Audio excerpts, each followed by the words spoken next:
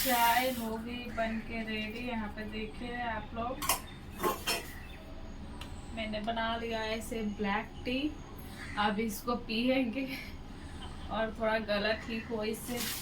और आज मैं बनाऊंगी ये लौकी की सब्जी, दाल चावल लौकी की सब्जी।